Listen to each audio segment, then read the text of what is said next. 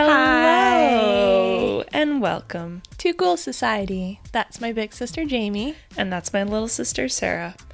We are grateful to be recording on the unceded, stolen territories of the Songhees and Esquimalt First Nations and the Lekwungen and Wasanich peoples whose historical relations with the land continue to this day. As uninvited guests, we are committed to disrupting racism and colonial violence within ourselves, our families, and our communities. By listening to this podcast, you've officially been inducted into the Ghoul Society.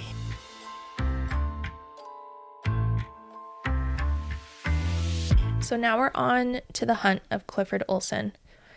By August of 1981, the public was extremely panicked. They were like, what the fuck is going on? Mm-hmm. Headlines read, quote, cunning killer with blazing eyes, end quote, and quote, hot summer helps slayer elude police, end quote. Okay. The Vancouver Sun was having a field day with these headlines. Yeah, they fucking were. During this time, a task force directed by Superintendent Bruce Northorpe was building. They're like, okay, we need everyone to be on the same page. And this task force relied heavily on coordinating the investigation between detachments and felt that every consideration about the case should be counted. Yeah. And to not forget anything and not to rush their work.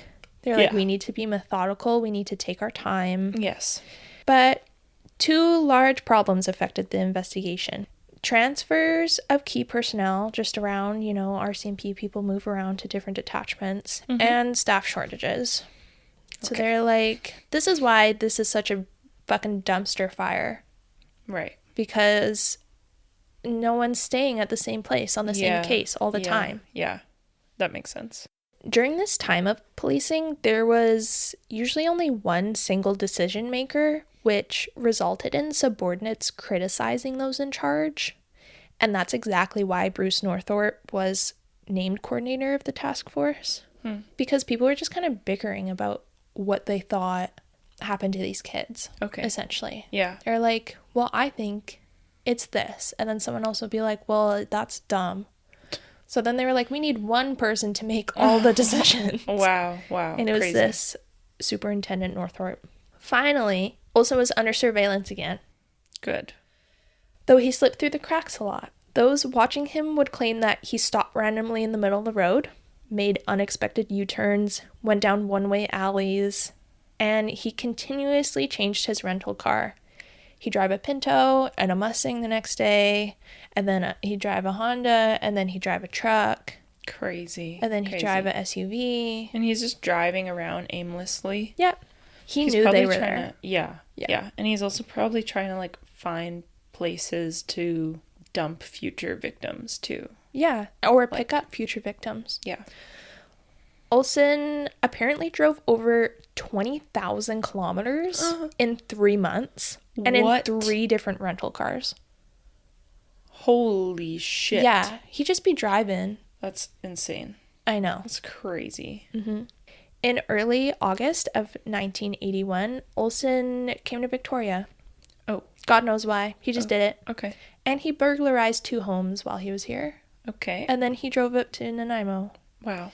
Yeah. On August 12th, he pulled over on the highway to pick up 2 women hitchhiking. Around 3 hours later, his car was seen swerving across the highway. What the fuck? Just before Long Beach. And, from a helicopter. There's, helicopter. Because they knew he was here. Wow. Yeah, the RCMP knew he was here. So they're, helicopter surveilling him on the highway. Yeah. Wait, Long Beach to Fino? I think so. I don't really know. Yeah. I'm kind of confused. Because there is no Long Beach on the east. I know. Side. So, yeah. So, I think maybe he was, driving up to Nanaimo and then picked up these women who probably wanted to go to Tofino. Yeah, that makes sense. Because it's 3 hours later. Yep. Yeah. Totally makes sense. So, he turns off onto a dirt road. Minutes later, 2 RCMP cars, by help of the helicopter crew, blocked the entrance of this logging road. Good. Pull over spot, wherever. Good. And they followed the road down, and they see Olson get, out of the car with 2 women. Yeah. Olson spotted the police emerging from the forest because they're, also in the woods. Good. and he sprints to his car, and he's like trying to drive back to the highway. He gets in the car, he drives back. Roadblock, bitch. Good. Fuck you. The RCMP charged him with impaired reckless driving, impounded his car, and took him in. Nice. When searching the car, the police found an address book with Judy Cosma's name in it. So they were like, you're being charged with the murder of Judy Cosma. What? How is that enough evidence at all?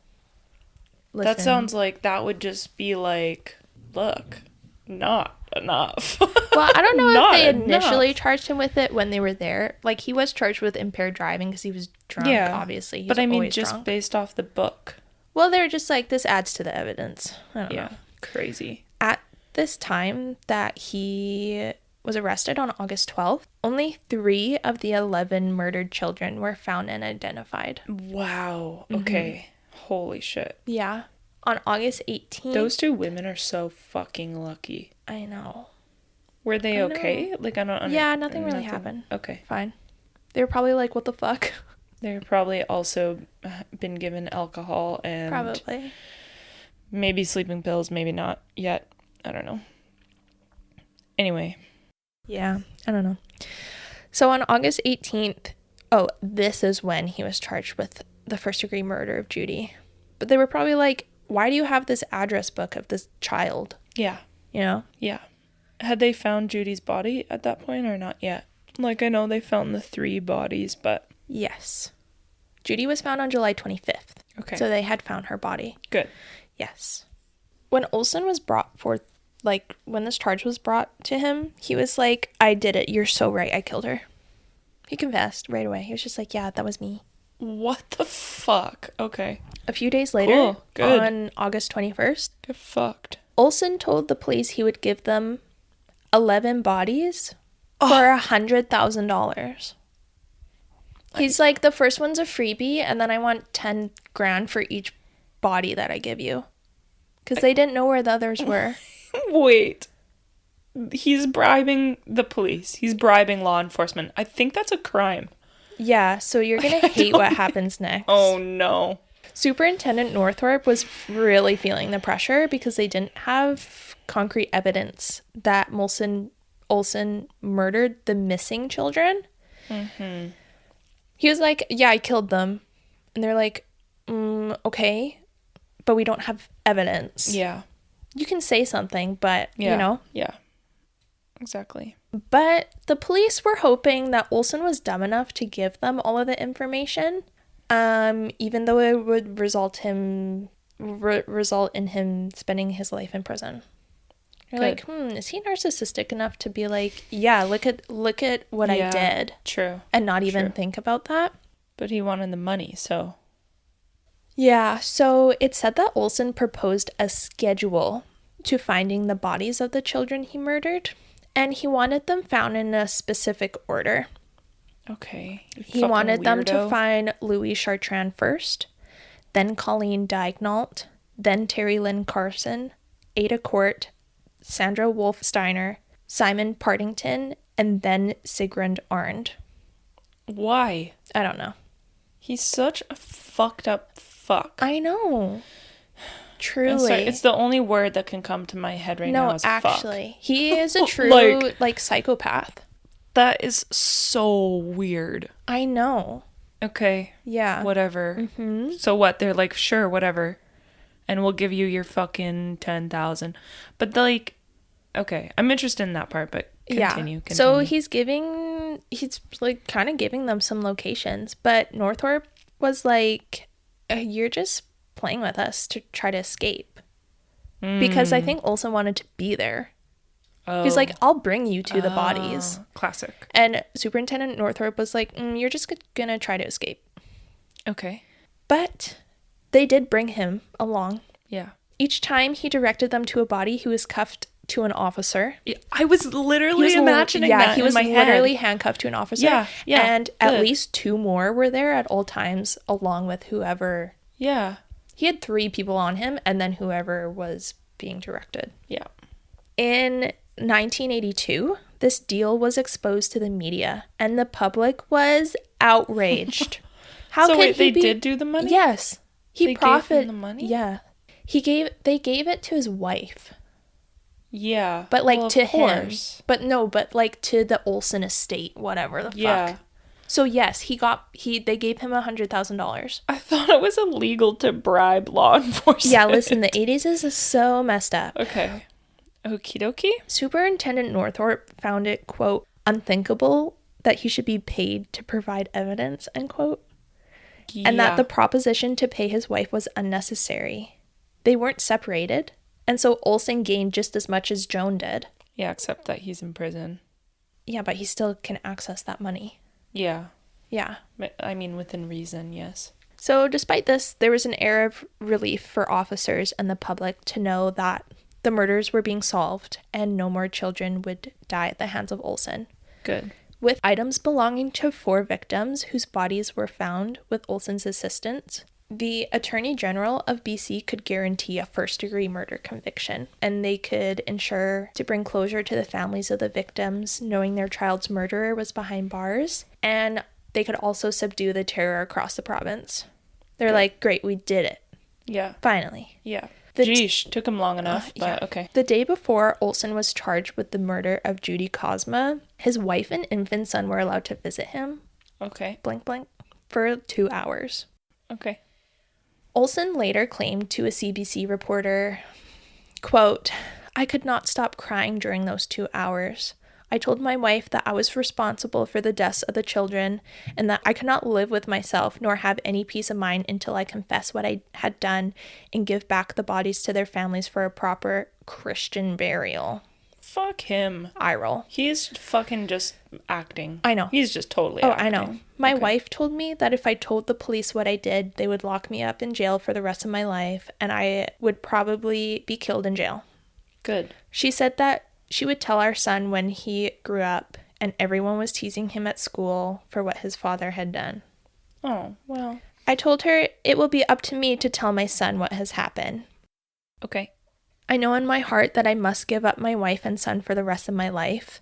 My son will have no father to call daddy and he'll grow up knowing his father for the sins he has done. True. Yeah. And my wife will always bear my mistake for the rest of her life. Yeah. She told me that I must do what is right and she'll always love me and that someday we would be in heaven together, praising the Lord together, end quote. Okay. I don't think you can go, I don't know if you can actually atone for the sin of murder. No. I don't think. Not 11 children. No. And also, I would never. Okay. Oh my God. I'm so mad at this woman. First of all, he's never home. He's driving 20,000 kilometers in 3 months. I know. He's not at home. No. He's absolutely not at home. No. I guess he's bringing in money from his construction company. Yeah. He's not fucking helping you raise that child. No. And also, you still love him? Yeah. Red flag, red flag, red flag, red flag. I know. 1 million red flags. I know. You love him? He killed 11 kids. I know. I was thinking about that the other day because, yes to that. The only thing I will say is that I understand if it is difficult once you hear that to just all of a sudden stop loving the person you thought you knew. And to know that it's like actually true. Like it's one thing to hear about something. It's another thing to like really believe it and know it as truth. Because you're like, wow, I have loved this person and we created a child together. Yeah. And you're telling me this? Yeah. Like what? I know. Yeah. So I kind of understand that she's like, okay, well, I love you because it's like, I don't know if you can just kind of stop loving someone in that moment. But it's also like, girl, I also saw somewhere that I think I kind of talk about this maybe in a bit, but like about the money thing that Joan was like, well, he abused me too. Okay. And I was like, okay, well, I didn't find anything else about that, so I don't know why you're bringing that up now. Yeah. Well, maybe some time passed and she healed and she realized that he's actually a fucking piece of shit. Yeah. I know. And then she's like, okay, I can share this thing. Yeah. But Yeah, weird. Yeah, anyway. Okay. There were 4 other suspected murder victims for which Olson wasn't tried for. Verna Bjerke, she was 17 years old, from the Hope, Yale area. Pamela Darlington from Kamloops. Monica Jack from Kilchina. And Marnie Jameson from Gibsons, BC. During the 1980s, it was confusing to police that one person could and would kill both boys and girls, spanning multiple age groups. Also during this time, serial killers were relatively new phenomenon. Yeah. And thus poorly understood. And so this led RCMP to rely on their experience with pedophiles who tend to focus on specific sex or age demographics. And we know now that Olson was a psychopath. Yeah. He was a thrill seeker. He was charismatic and manipulative and cunning. And he had no remorse at all for what he did. Yeah. He just lied to his wife. He doesn't give a shit. No. No, of course not. No. He doesn't care. Nope. He does not care at all. So that was him getting arrested. Yay, he's arrested. Good. Holy moly. Yeah. His trial was held in January of 1982. It had only been a year. He did all of that in a year. Yeah, I was going to say, actually. Like, I guess it didn't take them that long, the police, to figure it out. Because he killed in July, all. he killed like 6 kids. Holy shit. Yeah, I know. Yeah. His trial lasted 3 days.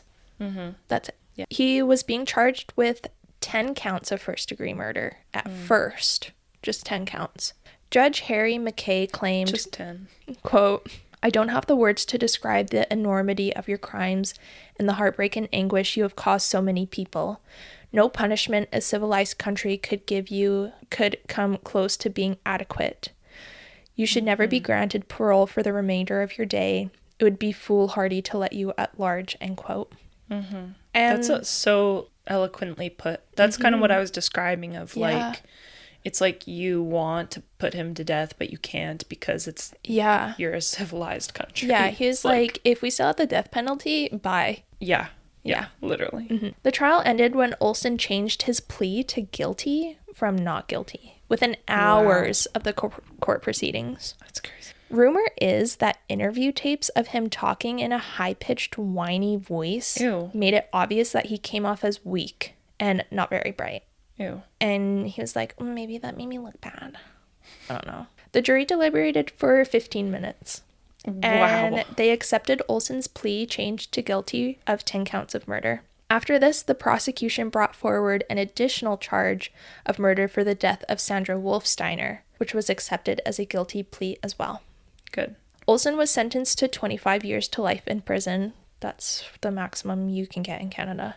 Yeah. And Crown Prosecutor John Hall told the Vancouver Sun that it was the most sad and bizarre case he'd ever seen. Yeah. Calling Olson an, quote, inadequate psychopath, end quote, and noting that he, quote, doesn't have a conscience, end quote. Yep.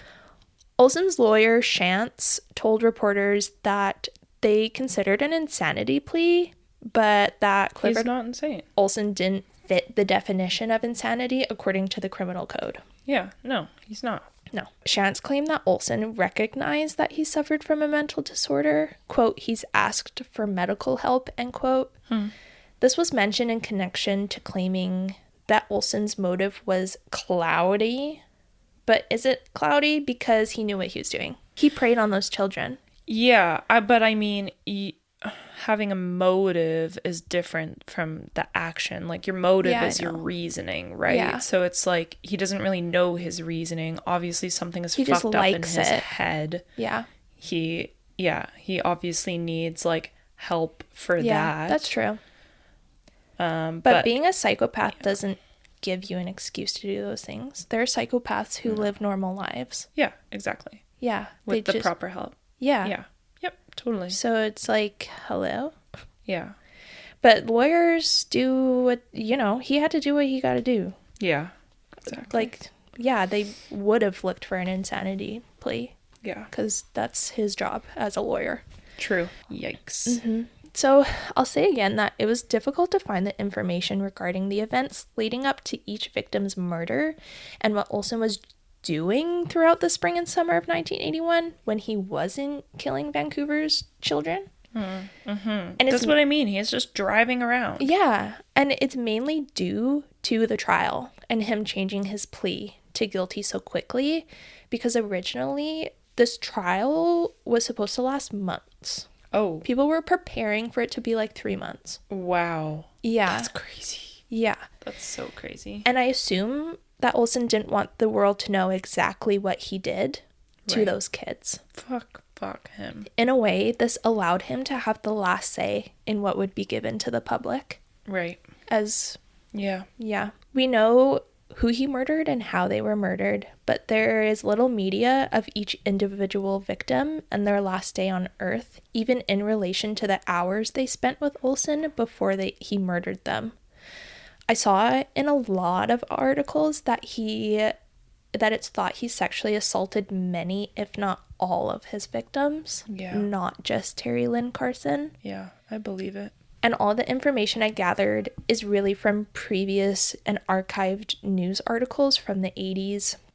Wikipedia, Murderpedia, and a few interviews with Olson himself while he was in prison. Yeah. But even then, again, he was banned from speaking with the media, so it was difficult for the media to speak with him. Yeah. And they spoke under the guise of him talking to his lawyers. Wow. So, like, I have a lawyer call, and it was the media. It was, like, Peter Worthington talking to him. That's crazy, dude. That's crazy. As a collective, the parents of the murdered children wrote to the federal solicitor general named Kaplan at the time. They wrote, quote, "We are suffering further injury at the present from the knowledge that Clifford Olson has benefited financially from the murder of our children. This is further aggravated by the fact that Mr. Olson may benefit yet again through publication of his disgusting, wicked, perverted story. Yeah. Clifford Olson derives obvious personal delight at the publicity that has been given to him and knows no moral boundary that will prevent him from collecting financially, either directly or indirectly, from the sales of his memoirs," end quote. Yeah. The families were put through way more hardships, as the federal government apparently withheld their family allowance checks when their children were missing. What the fuck? Yeah.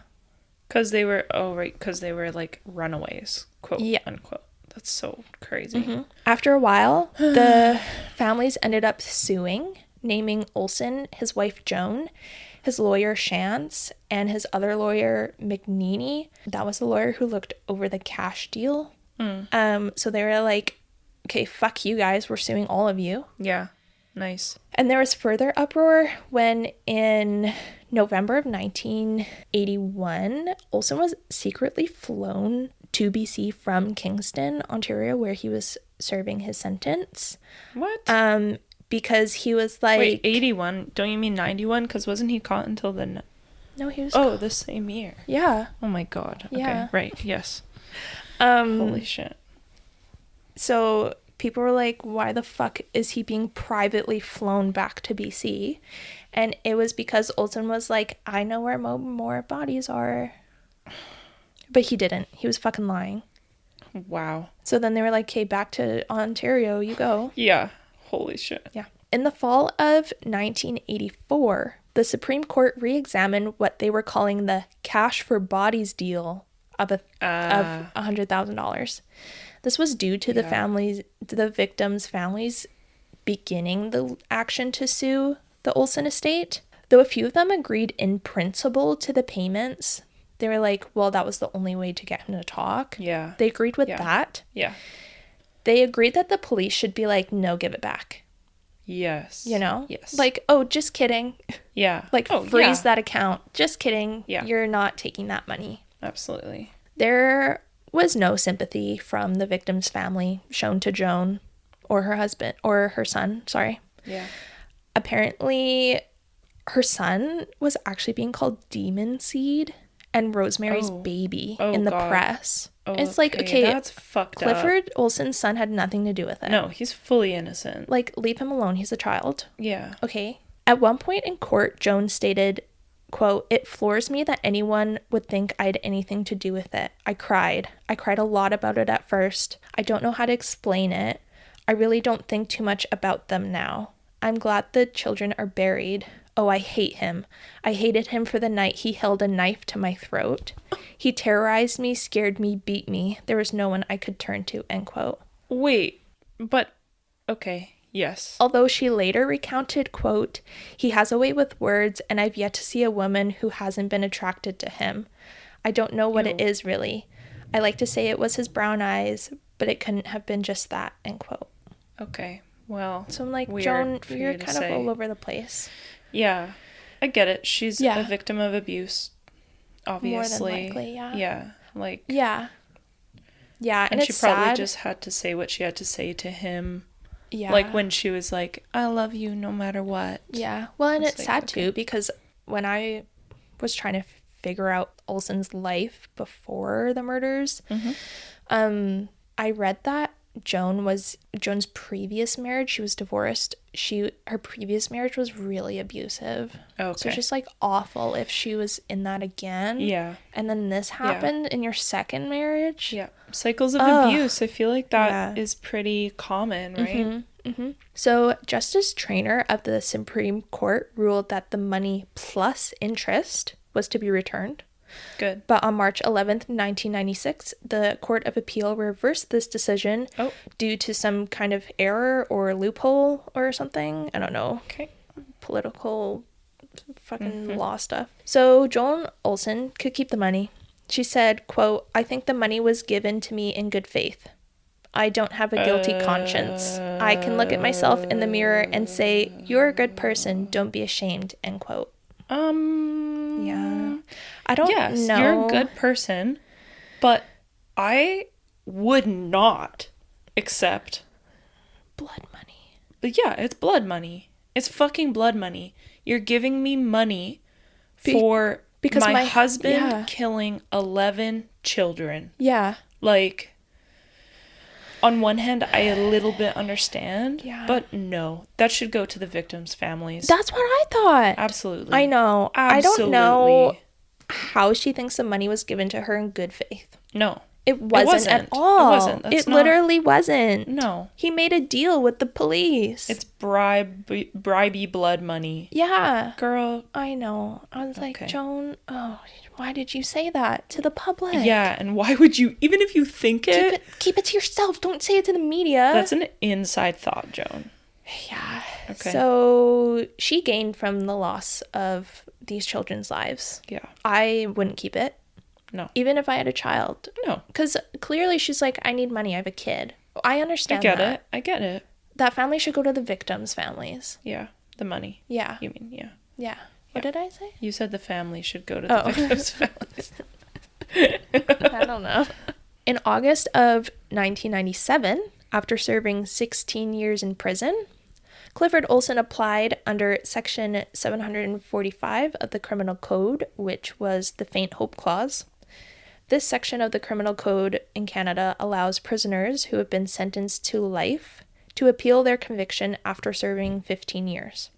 The Faint Hope Clause was introduced when the death penalty was abolished and was added to encourage convicted first and second degree murderers to rehabilitate themselves. Okay. The government was like, you have 15 years to rehabilitate yourself and then ask for parole. Okay, except that our prisons aren't designed to rehabilitate. I know.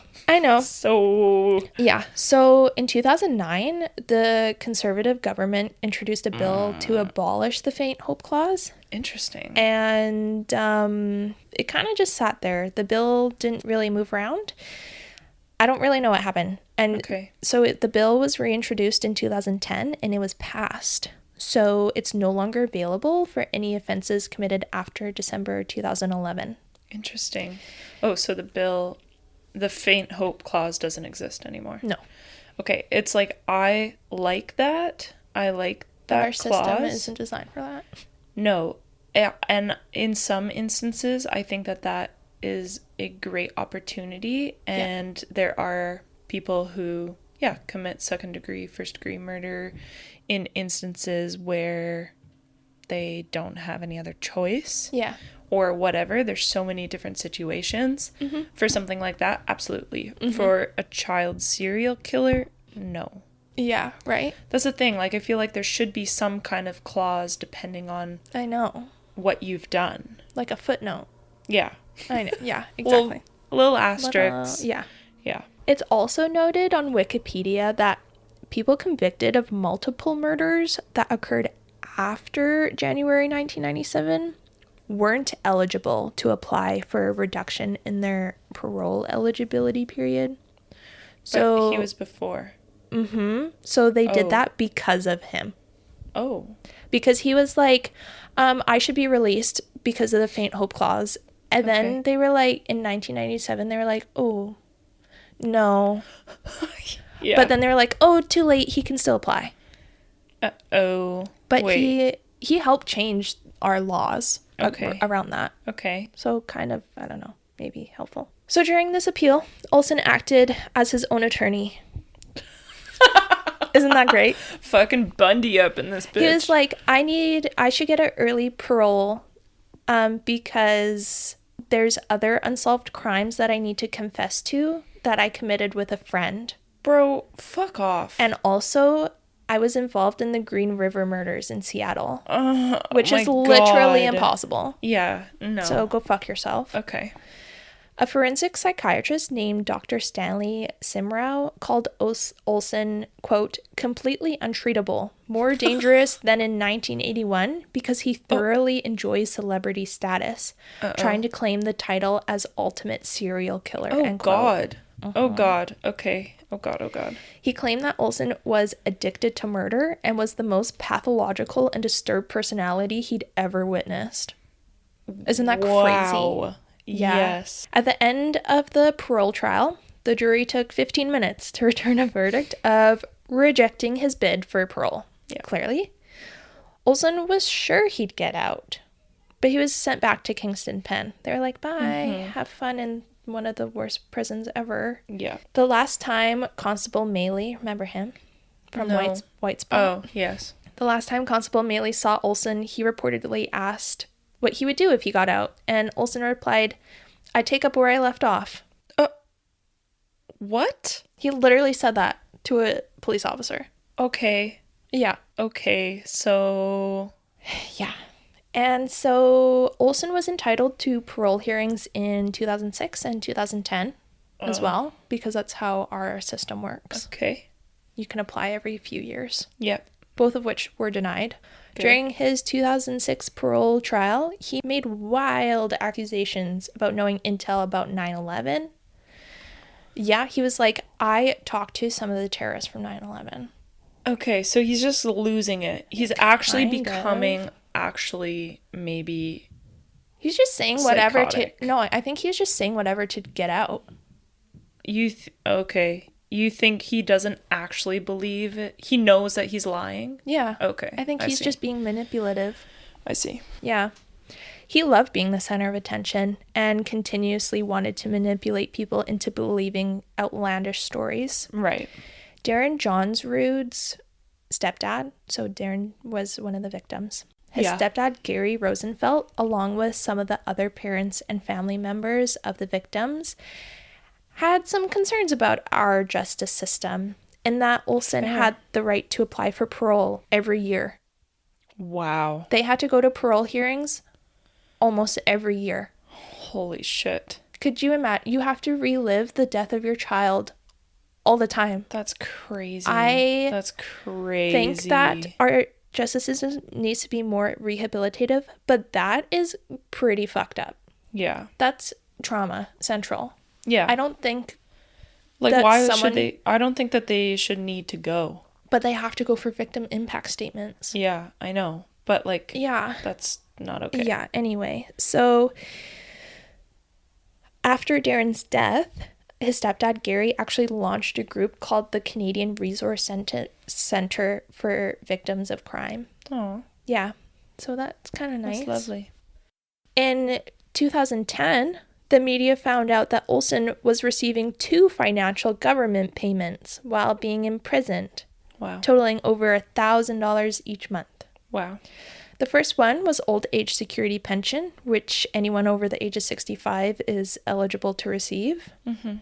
And the second one was guaranteed income supplement, which is given to the elderly who have low income. Mm. And this money was being held in a trust for him. Wow. The public was pissed. Yeah. The public was like, absolutely fucking not. Yeah. How about, Yeah. no, he's gonna be in there for the rest of his life. Why are you giving him money? Yeah. You know? Crazy. The Canadian Taxpayers Federation testified before the Federal Committee for Human Resources Development to have Bill C-31 passed, which would end pension benefits for prisoners. Oh. Don't really like that. That There is needs a to- little bit much. There needs to be some kind of middle In ground. between, yeah. Like, can't there be a gray area? There should be, because nothing's fucking black and white. Exactly. And, like, the justice system is so black and white. Yeah. Like, should he have been receiving that money? No. Probably not. I don't think so. Should someone Maybe, else like, who's in prison be receiving it? Probably. Or, like, I don't know, give it to the prison system to make it better. Yeah. I don't know. Or It's difficult. Or maybe just, like, a different rehab system altogether. Like, yeah, put it into the justice prison system to make it better, to make it rehabilitative. Yeah. Yeah. Crazy. This organization, the Canadian Taxpayers Federation, also presented the government with a petition containing 46,000 signatures requesting that Olson no longer received his financial benefits. Wow. I don't think that's enough, though. It's not a lot. Prime Minister Stephen Harper asked MPs to look into the issue, which resulted in the termination of Olson's payments in June of 2010. Wow. And this is kind of funny. In September of 2010, Olson sent he sent money to Harper's campaign for re-election. Oh. He's like, you cut off my money, but here's some money, bro. What the hell? I don't know. Weird. So they didn't actually pass that bill C-31. No, not they that just I know of. cut off his money. No, I think has been passed. Yeah, because I feel like I recognize it. It's very common. But is it? I don't think Oh, what? That's the wrong C-31 bill. is something else. Yeah, that's an indigenous. Yeah, that's what I thought. That's about the Indian Act. Yeah. What? Then what? Oh, it's also in the Criminal Records Act. Oh, why are their bills named the same thing?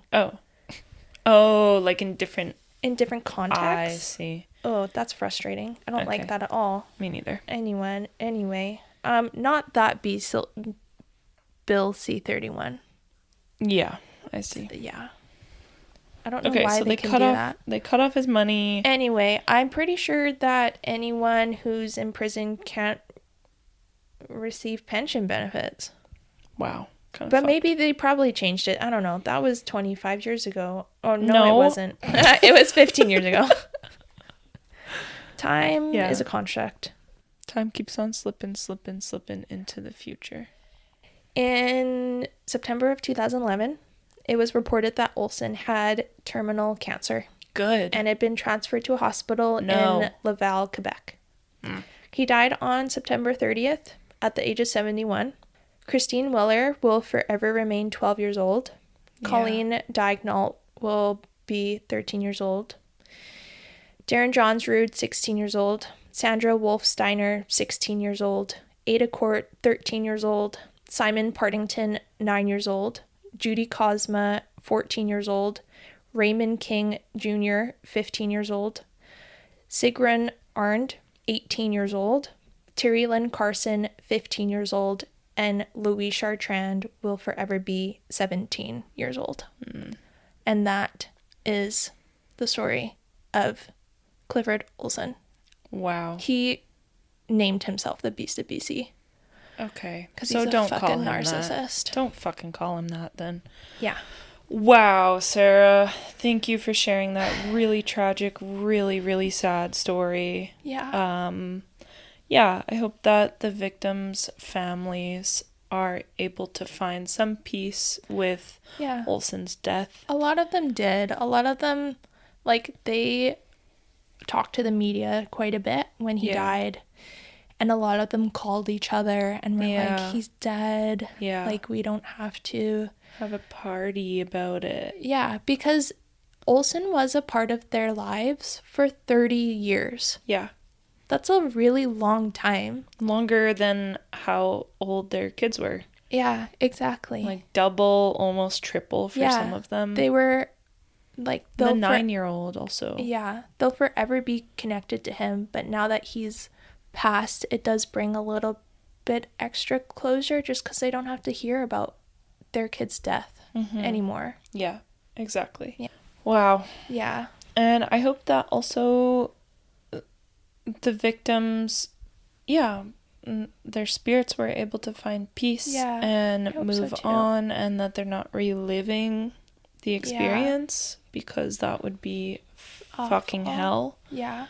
And I hope that Olson suffered, and I wish that they didn't bring him to a hospital and they just let him suffer the old-fashioned way. Yeah. But I guess we live in a humane society, so kind of had to bring him to the hospital. Had to get that. But LOL that he got cancer. Yeah, LOL, indeed. So and don't get into people's cars. Yeah, don't do that. Don't trust something that is too good to be true. Yeah. No matter where it's coming from. Exactly. And we thank you for listening. Thank you, everybody. Sorry that I traumatized you.